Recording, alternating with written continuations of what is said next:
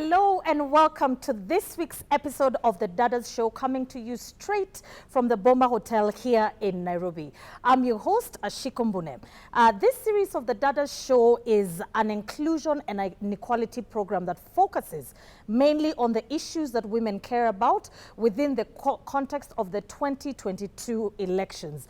We obviously take an in-depth look at topical national events and issues relating to the elections. So we encourage you at home to take part in this conversation through all our social media platforms at Dadas KBC. A few weeks ago, Kenyan motorists endured fuel shortages with rationing and long queues at pumps across the country. Sources have it that the reason for this row was between the oil marketing companies and the government over unpaid subsidies. Remember, all this is happening as Kenyans are trying to grapple with a grip that is the higher cost of foods and, well, life in general. So, according to the Kenya National Bureau of Statistics, they announced that the month-to-month food and non-alcoholic beverage index increased by 0.83% to 8.69% between January 2022 and February 2022. We don't know what the index stands as we speak. These, of course, are alarming rates, which always beg the question, what is happening? What are we going to do? What do we need to adjust? How will we survive? What is the government doing about this? The next feature will explain a little bit more about what we're talking about. Take a look. Prices of basic food commodities like maize and wheat flour, milk and cooking oil have continued to rise, denting the pockets of low and middle income households. 2 months ago, you could buy a 2 kg packet of maize flour at 117 shillings, but now it's up to 126 shillings. A 500 ml packet of milk that was going for 50 shillings on average is now going for 55 shillings. Cooking oil price has gone up by 150 shillings. An egg that was 12 shillings 2 months ago now goes for 15 to 17 shillings. A litre of water was 45 shillings. Now the price is up by 5 shillings. Many Kenyans say due to the spike in the cost of basic commodities, they're struggling to put food on the table. Saa hizi maisha ni ngumu, hata bei ya mafuta imeenda juu, bei ya gesi imeenda juu, kila kitu. Sasa na uchumi pia, pesa pia hakuna. Haionekani kwa sisi wananchi wa kawaida. Mambo ya maisha, hali ya maisha imekuwa ngumu. Kuanzia vile mafuta imeongezeka, tunasikia uchungu sana tukiwa Kenya, na tunaomba serikali kwamba ifanye jambo. Kwanza, kama mafuta imeongezwa, ni kila kitu imeenda kuwa expensive. Ukienda kwa supermarket unapata kwamba uwezo kukimu hali ya maisha. Ukiwa na 1,000 ni kama uko na shilingi 100. Some say their monthly budget cannot buy as much as it could few months ago, pushing them to cut on their favorite meals. They say if the government does not intervene and control the prices of essential commodities, many Kenyans will continue to suffer. Welcome back. Joining me today to discuss this issue is a group of individuals very key to this industry, and I'm looking forward to their insights on the topic of the day. On my right is Madam Mary Muthoni. She's the current chair in business, or Women in Business. It's a national community organization of women who are either professional or are engaged in business units, correct? Absolutely. Thank you so much. Next to her is Mr. Ken Gashinga.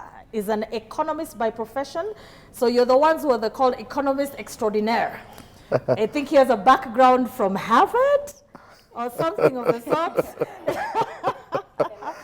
But what the main reason why we brought him here is his dedication to providing a deeper understanding of the Kenyan economy as well as its relationship to the African and the global economy. Karibu sana, Ken. Thanks for having me. And finally, we have Honorable Faith Nora. We've had her. She's a visitor and she's a friend of the Dadas show.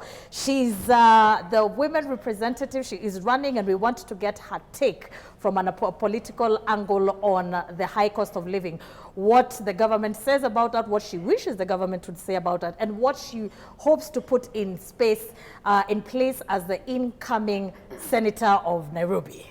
Karibu sana, Madam Nora. Thank you. So I also cannot fail to welcome my fantastic audience. I am honored that each and every one of you took their time from their busy schedule to join me in Dadas, to get the ball rolling. We'll start with the first question to Mr. Gishinga. Now, explain to me like a 2-year-old, because we say common knowledge is not common to all. Explain to me like a 2-year-old what a high cost of living entails and what are some of the contributing factors to this. Many thanks for having me. It's a pleasure to be on the Dada show. Indeed, Kenyans have been complaining about the high cost of living, and that really means the cost of everyday commodities, the food on your plate, the bus fare you pay, the matatu, the fuel, your LPG gas, things that touched your ordinary Kenyan very near and dear, have been going up over the last few months. In fact, about 1 month ago, there was a Twitter hashtag lower food prices that was trending for about 4 days in a row. So it's something very near and dear to Kenyans. And in terms of what's causing it, it's actually 2 categories of issues that are causing it. You have what you call the global issues and also what we call the local domestic issues. On the global side, I'm sure you're aware of the Russia-Ukraine crisis and what that has done in terms of making fuel prices go up, wheat prices go up, and we import a lot of wheat from countries like Russia and Ukraine. So those globally have caused these commodities to go up, and there's very little we can do about that. But also domestically, our tax system has also been very punitive. In fact, in the last budget, we saw VAT will be added on things like wheat. If you think about your fuel, about 46% of what you pay at the pump is going to government taxes. So these 2 issues have come together to create a very difficult time for most Kenyans. What we can control are the domestic issues. It's very hard to control the global issues. Mm-hmm. Thank you so much, Mr. Gishinga. Madam Modhoni, with your interaction in this particular network, where you interact with women who are both employed and others who are self-employed, what are some of the issues that are coming across to you that women are going through during this, let me just call it a countrywide crisis? Thank you so much for having me. Basically, when we talk about women, you know, women are the homemakers. Women are everywhere. They're in schools. If you look at the time of COVID, women suffered the most. And especially when schools had to close for a long, long time. People were sick. It is the women who are taking care of them. Children were home. It is the women who are nursing them. And everything else, even when the food and fuel prices go high, women suffer most. But onto the women in business agenda, you'll find that the different aspects or the needs for a woman who is in business. And by the way, these agents for the fuel and the food are the women who are in business, you know. So they are the same ones who are suffering at the same time. We have financing, for instance, which is has bedeviled many businesses with high interest rates. You know, financial institutions hiking their interest rates to the rooftop. Of course, there are issues to do with marketing of your products. Where do you find the market for your products? You have what it takes, you have everything, but you don't have the people who will buy. The buying power is low, you know, and the clientele maybe that you used to have 2-3 years ago is no longer there. And of course, we have issues to do with policies that are not met, policies that are not implemented. And I keep talking about policies like the 30% procurement rule, which is a very good thing for women, youth, and persons with disabilities. But go to some of those government offices and you'll find that not even a single woman has ever tendered in those offices. So that's a policy which is hanging. You know, it's tied us, it's killing us because somebody somewhere has decided not to implement what has already been given out. And of course, I say information is power. Any woman who does not have information out there, you're in problems, and very big problems. And that is an issue that is killing women slowly. When you don't know that when somebody harasses you, you need to go to a police station. When you don't know where to go when to pay your taxes. When you don't know what the government is even doing for you, then there's a problem. And basically, those are some of the issues that I can say. And this cuts across the board. It does not choose which woman. It doesn't choose whether it is the woman at the bottom of the pyramid or the woman who is at the top. It's only the degree and the nature that differs. Thank you so much, Madam Modhoni. Speaking of what the government is doing or should do, you know, Madam Nora, being a political aspirant, I believe these are areas and issues that you're well versed. What is the government input, especially in light of the recently read budget? What measures are being put in place by the government to actually reduce the burden on the common mwananchi? Thank you very much, Ashiko. I went through the budget, and the good thing about the budget of 2022-2023, it is a pro-people budget. And what the president was putting into account is that the people are really experiencing a high cost of living, especially due to the adverse impacts of COVID-19, the pandemic that we are just coming from. And this is a recovery budget that is going to boost the economy and to support and cushion those people who are actually adversely affected by these effects of the COVID-19 pandemic. And of great importance is the allocations in the agricultural sector. At least now the fertilizers have been subsidized to support the small farmers. Thank you so much, Madam Nora. Thank you for the well-explained insight on what the budget read. Mr. Gishinga, well, you know, after what she has explained, what was included in the budget, do this seem to be measures that will be able to alleviate the suffering of the common mwananchi? You have to look at it from both perspectives. I think some aspects such as the agricultural subsidy, the fertilizers, will definitely be able to cushion Kenyans, because fertilizer last year was about 2,500.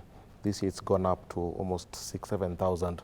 So the idea that they're providing some subsidy, I think, is a good idea. On the SME side, I think what we've heard about the allocation of credit, I think that's also quite important. But also if you look at some of the new taxes that are coming on, taxes on wheat, flour, taxes on things that are very close to the Kenyan, means that it's going to be you win on one side and you lose on another side. There's the issue of the borders that they have to buy insurance for their passengers. I thought that was a bit thoughtful, but also it's going to increase the cost for the border in terms of operating. So it really comes down to where you look at it. But in the grand scheme of things, the fact is that we have a very big debt. And this budget did not address the fact that we have a big public debt.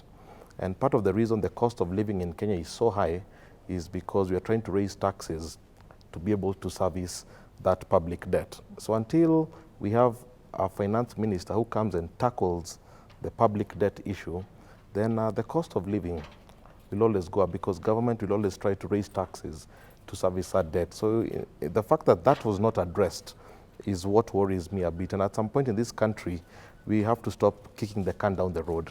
We have to tackle this debt issue head on, and we have to start reducing it, because until we do that, then the cost of living will continuously keep going up. Okay, well, that's a bit grim.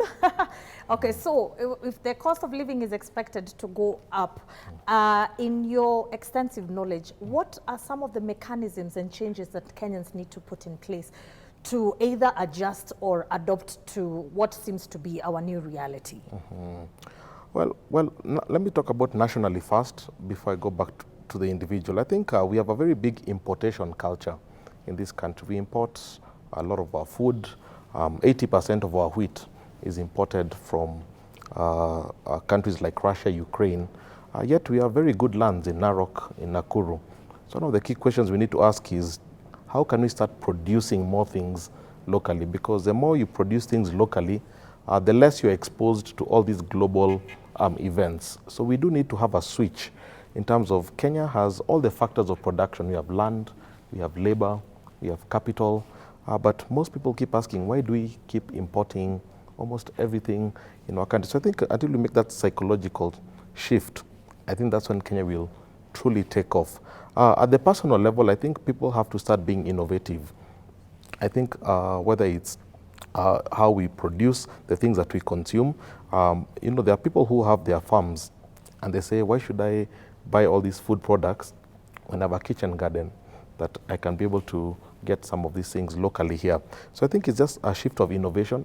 We need to have that can-do mindset, and companies also need to start preaching innovation in terms of we have the best human capital in the region, in the East and Central Africa.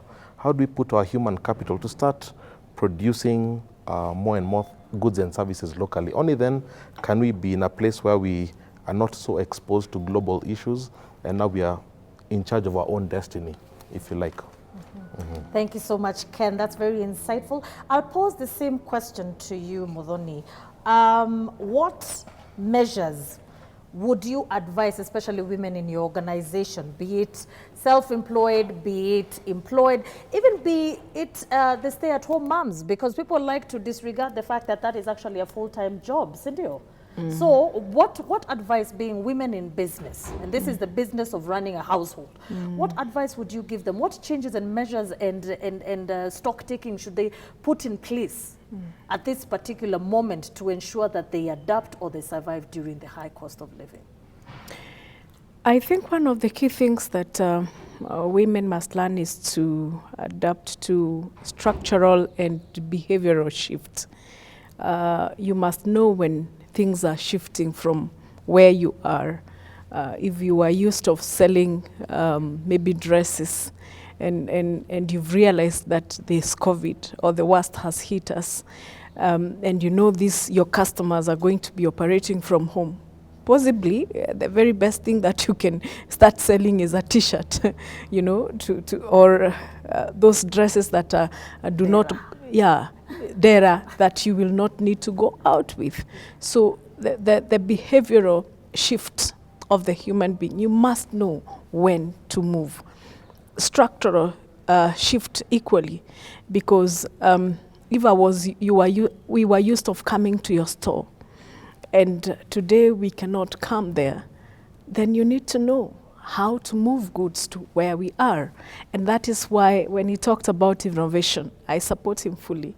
For one reason that during COVID especially, most people had to go online, you see. So if you are not aware of how to sell your goods online or where to place your goods online, it becomes very tricky. So these are some of the issues that you must think ahead of the game. Always, whenever you are, you must always know that the worst can happen. And when the worst happens, what do I do? So be ahead of the game. Whether you're at home, stay-at-home mom, single mom, married, business person, or executive, wherever you are, you must always be ready in your mind and in your set. Again, it's the high time you put into consideration on how you structure your business. Sometimes you may get to a point whereby you have to do away with some of the roles that are in your business or that you no longer need, or how you set up your business. It's very important for people so that we can survive through whatever calamity or whatever issue that may occur. Thank you so much, Madam Muthoni. That's very insightful. Now, picking from what Madam Muthoni has said and Ken has said, and all this are looking, this is a broad spec, and they've included things into this broad landscape. You being the aspiring senator for Nairobi, what things are included in your manifesto that will assist this transition? When a lady has decided, I want to shift from having a boutique to this, what is contained in your manifesto that will alleviate the suffering of women in Nairobi? Well, in my manifesto, I've actually expounded a lot on the issue of economic empowerment, and of course this also touches on women. And as I said earlier, the informal sector is the backbone of the economy, especially here in Nairobi. Most people, most households, they survive on the informal sector, and that is the SME. And these people have their own challenges, and basically the challenge of lack of technical skills. They lack access to credit facilities. And here in Nairobi also, the hawkers, there is no proper structure for operations for the hawkers, who actually most of them are always rounded up anytime by the kanjo, and wanapigwa rungu. Vitu yao kama mama anauza beans ama peas ama fruits in town, unaona kanjo ana roll, wanamwaga kwa streets, and there is no proper mechanism for them to run their business without being interfered with. And in my manifesto, what I want to ensure is that this SME sector has an enabling environment. When it comes to these credit facilities, what is the criteria? What is the criteria for accessing these credit facilities? How easy is it for a mama mboga to access these loans that the government the loans and the grants that the government is giving out to boost their businesses? And those are the things that I want to address. Then also, there is a provision by the government, a measure to promote the tendering process, the AGPO, access to government opportunities. This is an affirmative action by the government to ensure that the youth and women running small businesses also have an opportunity to provide services to government and big businesses. But now, yes, we have the AGPO, but there is no proper criteria for these small businesses to access those opportunities. 30% of the tendering, all the tenders and contracts in government and the big companies is supposed to go to the youth and women. But whenever I ask around these women and youth who are doing these small businesses, no, it's close to none who has been able to access.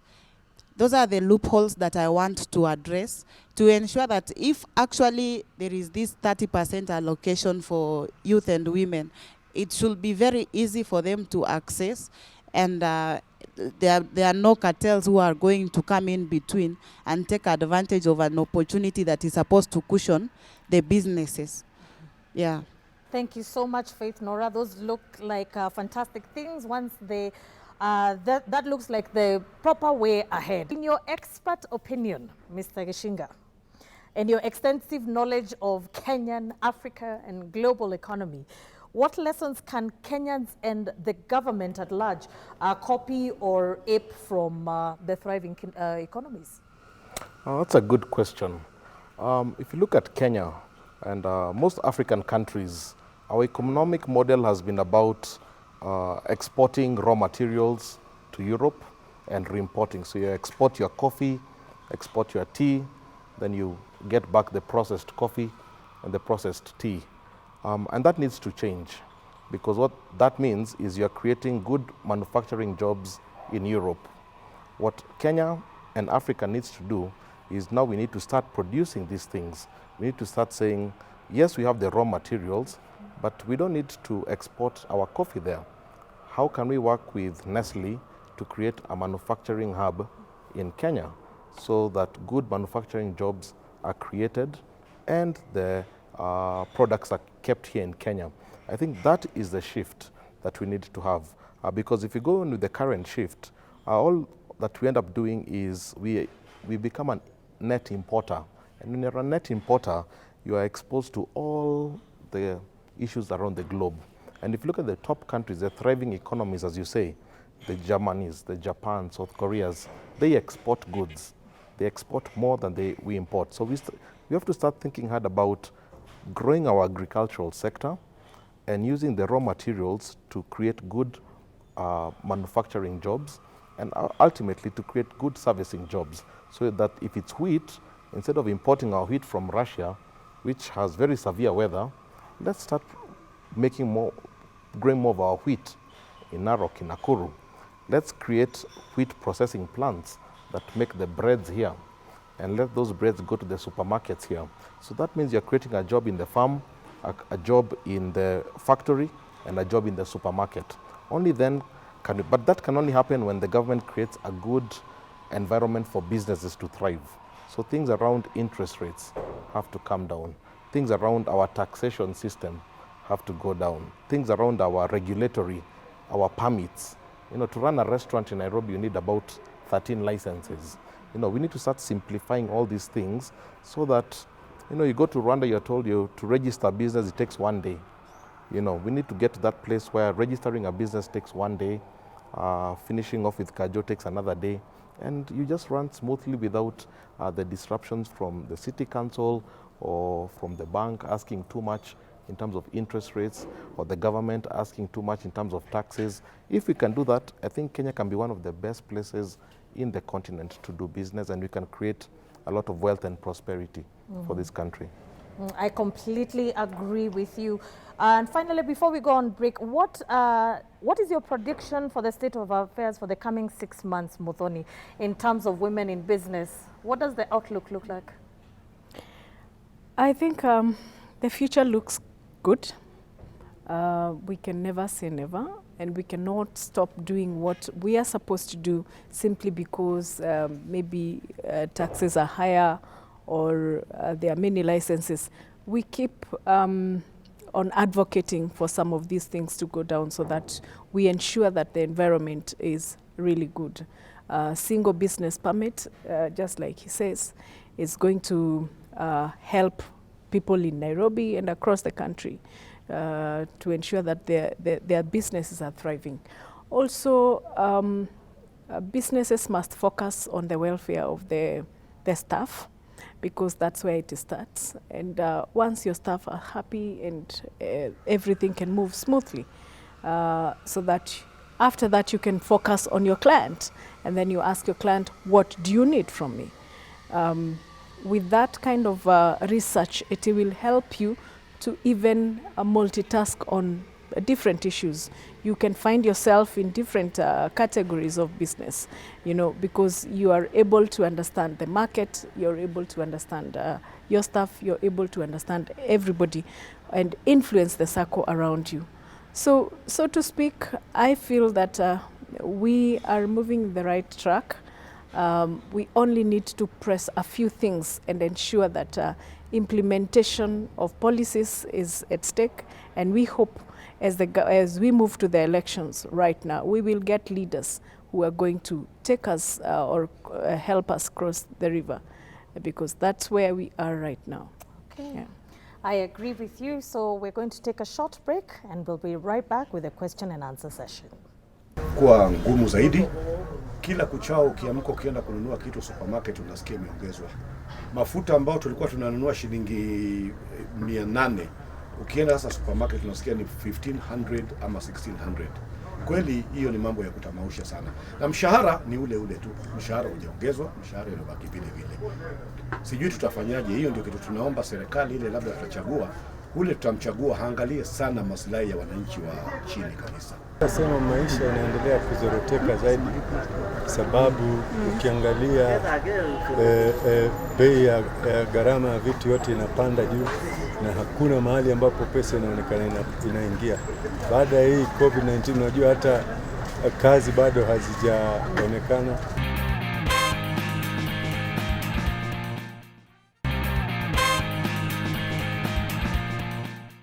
Welcome back to the Dadas show. As we mentioned, it's an interactive show, and at this point I would like to open the platform for my wonderful audience to share with us their questions and their comments. And to start us off, Mr. Emmanuel. Emmanuel had something to share with us. Emmanuel, the floor is yours. Thank you. My name is Emmanuel Ndalila. You saw we had a stimulus program that was brought by the government, the Kazi Mtaani initiative. that was there for some 1 year, and even we had so many people complaining about jobs, about the payment. Right now, as we speak, no one is getting, it was not again in the budget. That means this young man who has been depending on Kazi Mtaani has nowhere. He has no home. So as we bring this debate, we must really focus about the young girl and the young man who has just left university in the informal settlement to also be considered. Thank you. Thank you so much, Emmanuel. I think those are call to actions for our members of our incoming member of parliament, and towards the end, our economist will give us a parting shot on what this young man who is from university, how they can be able to mitigate the harsh times. Next, we will listen. We will hear from Honorable Kajimba, please. Thank you, Millicent Dorothy Kajimba, aspiring women rep, Migori County. My main concern is about our country, and this is in terms of the growth of the country. We are talking of moving from a third world economy to a first world economy. And here it's like we are trying even to borrow labor from other first world economy countries, yeah? What is the government doing that would make a difference or would make a change in this trend or behavior? In that you find we are talking about youth to get empowered, just like right now in the office of the women rep, women are being empowered. That means that there's some allocation of funds that is brought to the county level that is helping to empower the women. What is the government doing to empower the youth, because they grow each and every day, and they are being told to involve into businesses or entrepreneurs that will help them to grow as a people, yet they don't consider training these youths. They don't consider giving what is called maybe capital for them to buy the tools to begin doing this work, and even materials to do this work. Because you cannot tell somebody to go to the shamba to make food, yet this person doesn't have a hoe. You can't tell somebody to go and make maybe a canoe, and he doesn't have the skills to make that canoe. What you need to do first is to train this person to know how to make the canoe. Then you give some empowerment money to ensure that this person has got the tools and has got the materials that he'll need to begin.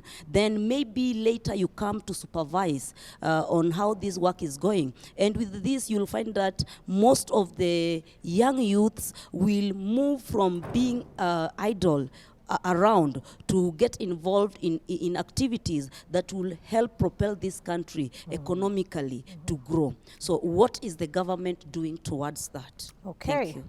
So that question will be taken by, I'm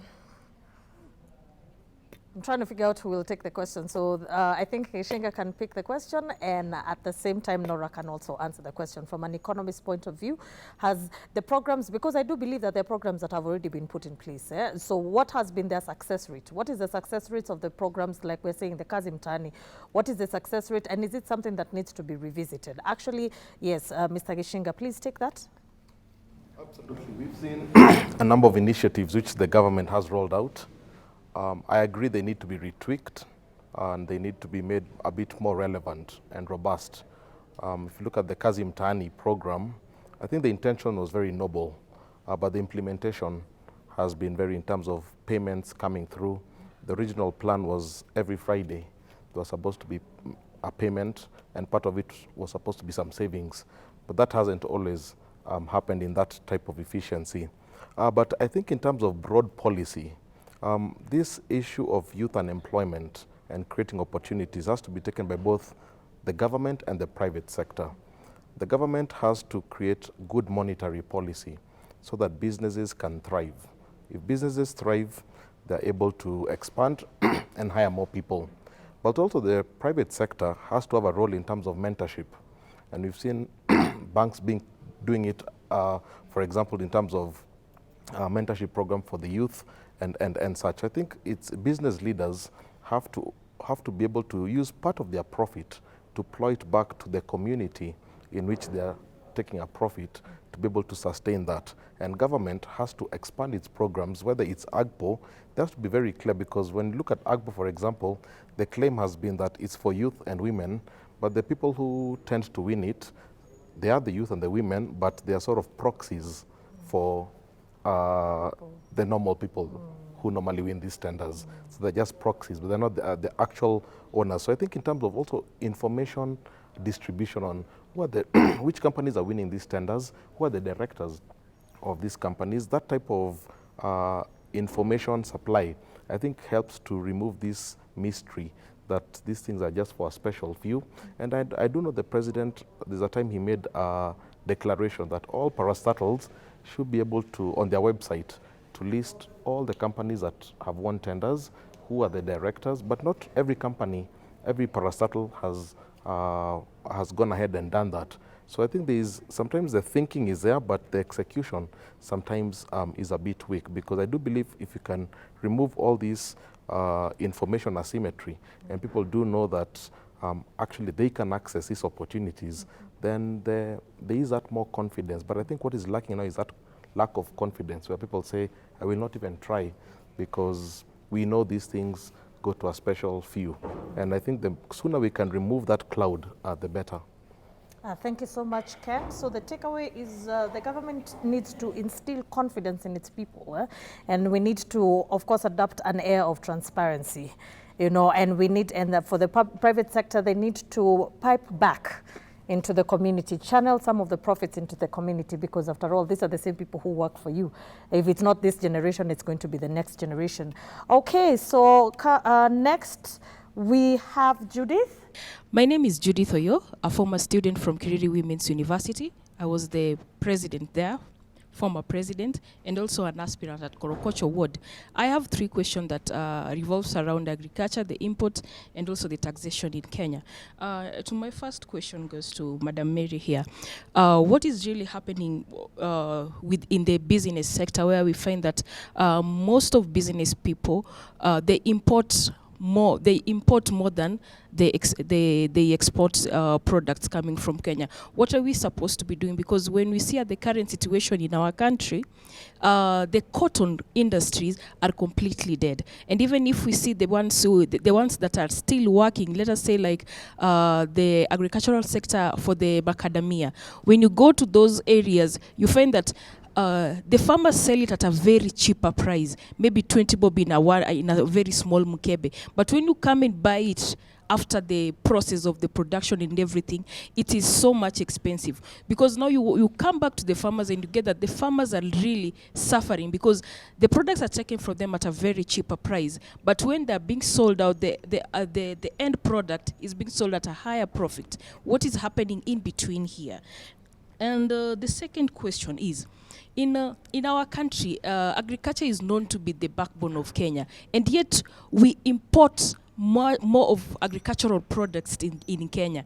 And even to top it all, it's so much shameful that we have lakes here in our country, let us say back in Kisumu, and yet we import fish coming from the outside country. What is really happening, or where did we really go wrong? Okay, Madam Mozani. I think I'll start by answering you on the issue of the cost of products and the importation. Instead of us exporting, we do more of importation. First and foremost, the cost of production should be in balance with the cost of sales. If today my fertilizer is going to cost me 7,000 shillings to plant my maize in the farm, and when I harvest that maize, I am not going to make even 5,000 shillings. Do you think, as a business person, I will go to plant the maize, or I will buy from Tanzania, whereby that bag of maize will get to me at 3,000 shillings? Economies of scale. You see? So, and that is why my colleague here kept on talking about the government coming in and ensuring that there are policies that are favorable to the business community or even to that farmer that you're talking about. Because the farmer will rely that meeting that is called in the village, that community meeting that is called to get your views, and the meetings that we do not go, that is where the policies start. It is upon us now to start ensuring that we advocate for these issues. Because if the county government comes to Babadogo today and there's nobody they are talking to, somebody will write a report and the county assembly will pass a bill which is totally opposite of what the Mwananchi requires. So at the end of the day, we may complain about the imports, but we also need to play our part. Number two, there is need of diversification in business. And that is what most of us in business are not doing. We need to have cottages for the young people who are coming from the university, labs for inventions, you see. But I will say, because I do not understand tech, I have no business with that. So who loses? He loses, because he doesn't have anywhere to go.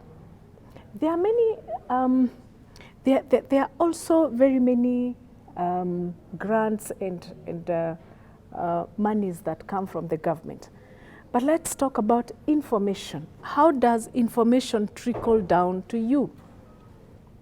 Right now, in Nairobi today, we will talk about private sector. There's Women in Business. It's a private sector organization. There's KEPSA, there's CAM. That is where the majority of the business people are.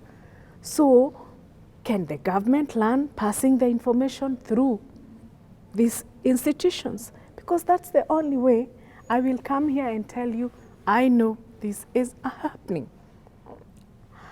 Finally, when you talk about farm inputs being imported, you have seen what the government has done just the other day.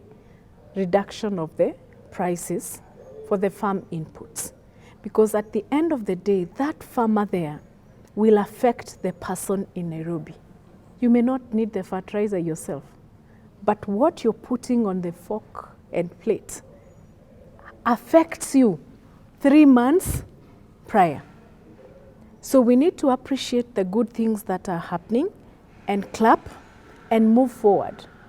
And we also need to advocate on some of the policies that are not working. He talked about the AGPO, the access to government procurement opportunities. True, we have not seen people, real people who are supposed to be benefiting from the same. But we cannot sit down and say, the confidence is talking about. We cannot just sit down and say, now that I didn't get last time, I'll not try. I'll give you a scenario. How many files we have in the office today of women coming to say, I tried. But you tried. When that tender was being opened, you were nowhere to be found. You were in your shop. So who will tell you where you failed? Some things we have to go back to our inner self and say, I think I have a responsibility to play. Where the government must come in, let it come in strongly. And that will come through policies. When there are good policies, then the environment for business is good. Thank you. Thank you so much, Modoni. That was well explained. Nora? Kazi Mtaani has a provision, a budgetary provision of 2.1 billion. And Dalila is an educated friend. He should be aware of that. Because these are the youth leaders who need to know exactly what is there and advocate for the money and the allocations to go down to the youths at the ground. So the biggest challenge is that youths don't have the information about how to even access whatever that is there for them. They don't even know that it exists. Now, if we have a 2.1 billion budget for Kazi Mtaani, then why is it that it's not going to be implemented? The last financial year, there was also a budgetary allocation for Kazi Mtaani. But since the budgetary allocation, up to now, there is no activity that has been running. The same thing will happen if we are not going to push for its implementation and to ensure that that implementation is done in the right way. It is the same way with the affirmative funds that are there to boost youth with their businesses. We have the youth fund, yes. It has money. There is budgetary allocation. But then youth don't even know that it is there, and they don't know how to go and access those funds. The same thing with the Uwezo Fund and Women Enterprise Fund. And I want to challenge the business society. We have women, the business associations, like the Women in Business Association that you are in charge. You are the people who can actually take up that responsibility and ensure that this information reaches out to the women within the women in the SME sector, so that they can take up those opportunities given by the government. The same thing with the youth. The youth associations should also take up that opportunity. Let's not wait for the government to do even everything such as sensitizing. Once they have already put the allocations in place, the policies are there. As youth leaders, I can see the audience is full of youth leaders. We need to take up that responsibility and make sure that the information reaches out to the youths. And as youths, once we know that the budgetary allocation is there, it is upon us to demand for those funds to reach out to us. It is upon us to ensure that there are proper accountability mechanisms for every fund, every allocation that is made to reach out to the young people. Thank you so much, Nora. I think the buck goes back to the youth in our audience and even the ones at home. The responsibility starts with you. Dissemination of information. You know, make it your priority and your honor to actually go and find out what is happening here. You know, you say you can take a donkey to the river, but you cannot force it to drink water. So before we sit and we complain about how we are not getting this and that, what role have you played in the situation that you're in? Let's learn how to take responsibility for our actions. So as we wind up, I would like to hear from Lena. Sorry. My name is Lena Mati. I'm a student from the University of Nairobi, and I have a question for our panel. We've had a consistent lack of employment. This has driven the young people to be entrepreneurs. Therefore, they've come to major in entrepreneurship. But even in that, we face so many challenges. For instance, the challenge of high taxes, and also the challenge of having to have very many unnecessary permits, licenses, and registration. Those are some of the challenges that we face as young people. This is a case whereby we see a government trying to curtail the efforts of the young entrepreneurs. You as the stakeholders in that department, what are you doing to caution the young entrepreneurs from such issues? Thank you. Okay, thank you so much, Lena. That's a good question, which I would actually like Modoni to take. You know, I was still looking at her, expecting her to continue. But now that she has finished, Lena, if you have listened to us while we are talking, we handled the issue of taxation. Double taxation, double licenses, you know. And this is something that the government I have seen trying to curtail from the word go when we had COVID. And in fact, there has been a lot of conversation to ensure that youths like yourselves are given a period of time. Is it 7 years? 7 years before you start paying your taxes. It's to give you room to blossom, you know, and also to ensure that you grow. There is always something that I tell people. When you wake up in the morning, you must dress up and show up. In the Women in Business, all our women are informed because they show up. Don't open your small shop on River Road and stay there and think that information will find you there. You will keep getting pressed because you'll keep feeling you're alone. I'm inviting you, come to where people are. come to where information is and come to where you can learn on how to mitigate, because this is not an issue for one person. It's a cross-cutting issue. So it will require us to join hands to talk about it. I may speak about it today, about taxation. I'm not caring. I don't work for government. I work for myself. I'm a business person. But I cannot fight something alone. It will require you, me, and everybody else here to ensure that we put it down systematically, because government does not listen to just talks. You will have to put it down, present it, even if it means in a memo, for it to be adopted and move it to the right procedures. So that's upon me and you. Other than, we must move away from now complaining every day into action. I call it moving decisions from the table into action. If we don't do that, me and you, we will suffer. Now, youths have not been forced into entrepreneurship. I think it is time when youths have just come at a time when the country is moving into an industrial revolution, if I may, so to speak. So it's not being pushed, because if you did not have that space, you would never have started that business. True or false? You would never have even thought of starting that business. So look at that as an opportunity, grab it and run. Otherwise, if we keep saying youths don't have jobs, youths don't have this, youths don't have that, we will never move from that psychological torture that we are in. Let us leave the government to do its work.